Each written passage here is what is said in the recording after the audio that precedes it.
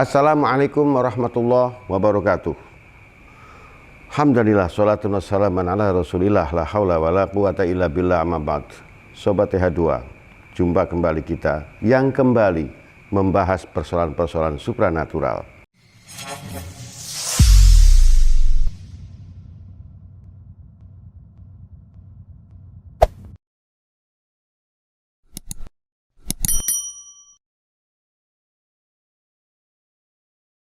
Sobat TH2, fenomena tentang Putri Duyung ini kembali menjadi rasa penasaran di kalangan masyarakat dan kalangan kita semua.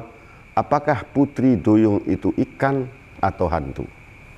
Memang fenomena rasa penasaran itu mendunia. Artinya bukan cuma di Nusantara. Bahkan kalau saya baca sebagian ini, saya nukil aja ya, sebagian dari keterangan-keterangan yang ada berkembang di Google. Pada tahun 2009 di Kiryat Yam, Israel, ada salah satu warga yang sedang berjemur bersama temannya melihat Putri Duyung di pinggir pantai.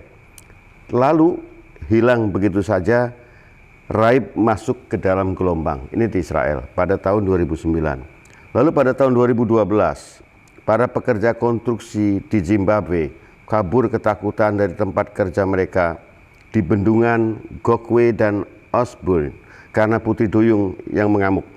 Dalam bahasa setempat, Putri Duyung disebut sebagai Mamba Muntu. Para pekerja setempat dibesarkan di kawasan yang penuh dengan kisah rakyat dan mitos memang di Zimbabwe tersebut, sehingga mereka sangat percaya Mamba Muntu sebagai pembawa bala.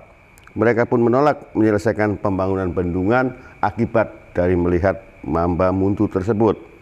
Upaya pemerintah setempat bagaimana menjelaskan kepada masyarakat agar tidak takut pada Mamba Muntu atau Putri Duyung tersebut tidak membuahkan hasil. Akhirnya proyek bendungan itu pun terbengkalai begitu saja akibat ketidakmauan para pekerja untuk melaksanakan pekerjaannya.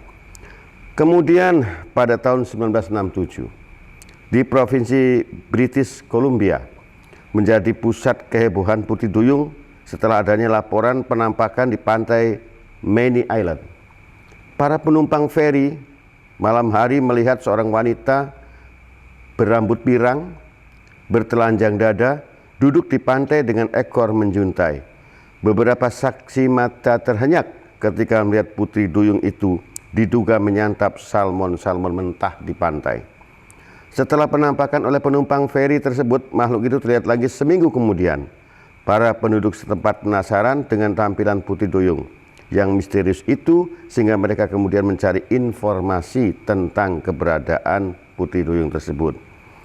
Di kota ini kembali selalu saja terjadi antara percaya dan tidak percaya. Walaupun hanya rekaan, tetapi masih banyak warga yang mempercayai tentang keberadaan Putri Duyung itu. Kemudian pada tahun 2014, seorang awak kapal nelayan mengaku menemukan jasad Putri Duyung di South Island, Selandia. Para nelayan khawatir telah menemukan mayat korban pembunuhan awalnya. Tapi setelah diperiksa lebih teliti oleh pihak berwenang setempat, jelaslah bahwa kerangka itu tidak sepenuhnya manusia. Akan tetapi tubuh itu mirip makhluk seperti ikan yang memiliki sirip dan yang nampak memiliki ciri akuatik. Dan temuan itu menjadi bahan perbincangan yang ramai di Selandia Baru. Artinya jasad daripada makhluk itu tidak seperti manusia dan memang bukan manusia. Kemudian pada tahun 2016 di Meksiko dikejutkan juga oleh sosok Putri Duyung yang meninggal dunia. Ada dua orang yang sedang bermain di pantai, tiba-tiba menemukan mayat lagi tubuh Putri Duyung.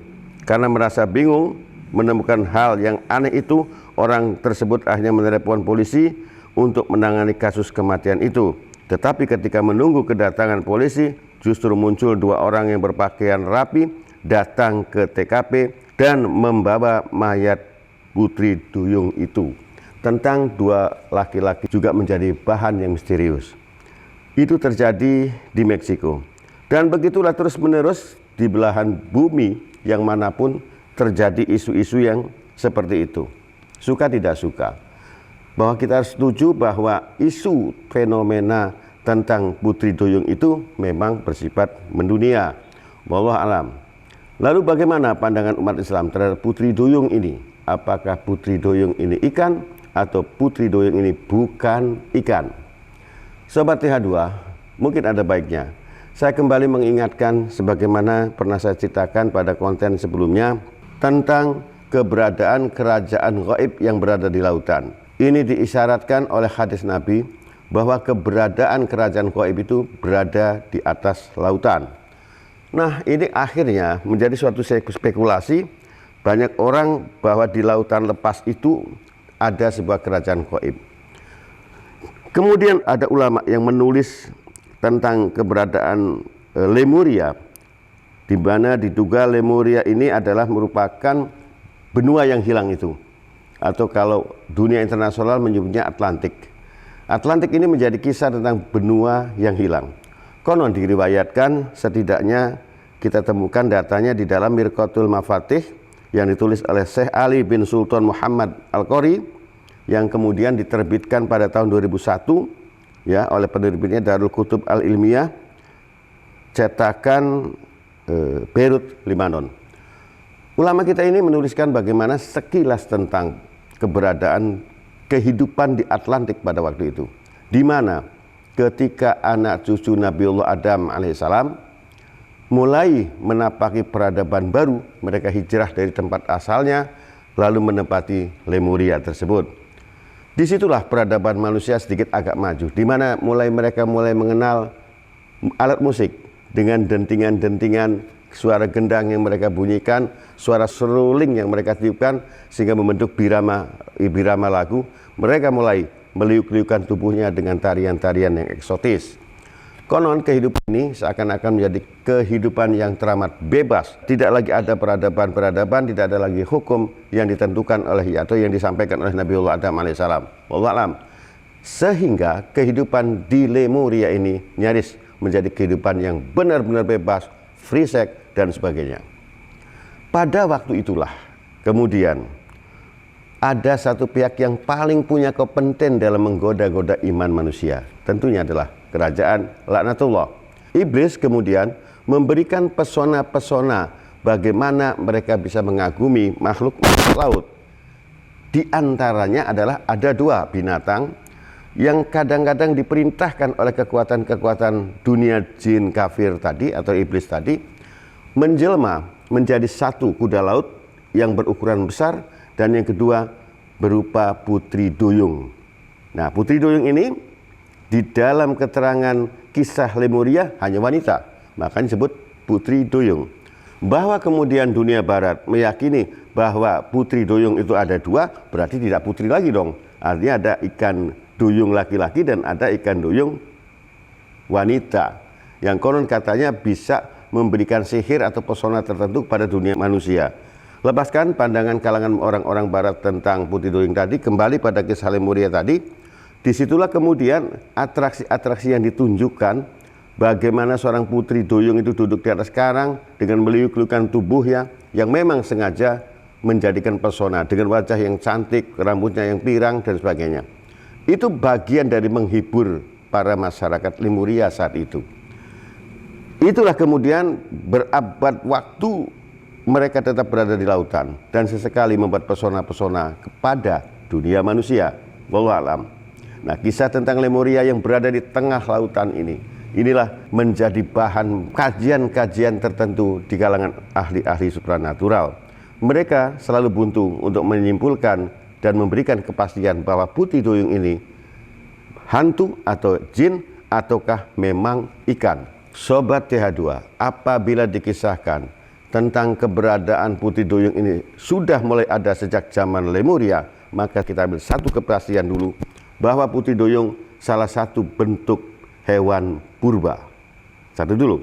Dan yang kedua, karena keberadaannya yang memang tidak sama dengan keberadaan seperti ikan secara umumnya, maka setidaknya Putri Duyung menjadi ikan yang langka. Bahkan dengan misterinya yang banyak diceritakan orang, jika itu benar, maka besar indikasinya Putri Duyung adalah bukan spesies ikan, tetapi penjelmaan dari kalangan bangsa jin yang berada di lautan. Seperti kita lihat gambar-gambar berikut ini. Anda perhatikan bahwa di dalam gambar-gambar ini temuan-temuan foto-fotonya yang diperoleh oleh masyarakat ini menunjukkan tidak seperti ikan. Bagaimana kepalanya ini seperti manusia dengan konstruksi giginya yang rata, ini sangat seperti manusia. Bahkan ada yang bentuk siripnya ini persis bukan sirip tapi tangan. Lalu Anda perhatikan pula pada video berikut ini.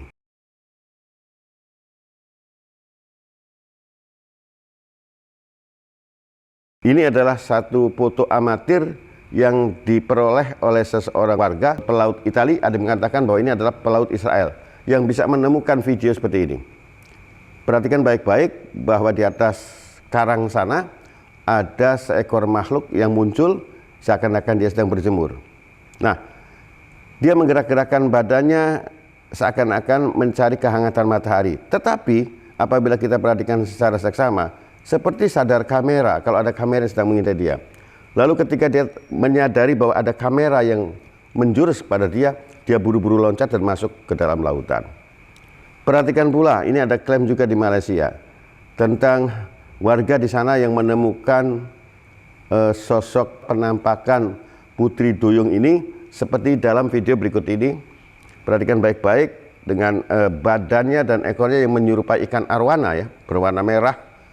Dia meliuk-liukan berada di dalam air seperti itu. Gerakan serta bayangan atau penampakan itu jelas bahwa itu bukan ikan, tapi separuh ikan dan separuh manusia. Nah, Sobat TH2, kesaksian-kesaksian warga terus saja berlanjut hingga akhir zaman pastinya. Dan kita akan selalu bertanya-tanya apakah ini benar atau tidak. Tentu bahwa kita sebagai makhluk yang diberi akal, tentu kita sebagai makhluk yang punya iman, punya batasan tertentu. Dalam memahami persoalan fenomena seperti ini, yang terbaik tetap hati-hati. Sampai berjumpa pada konten berikutnya. Assalamualaikum warahmatullahi wabarakatuh.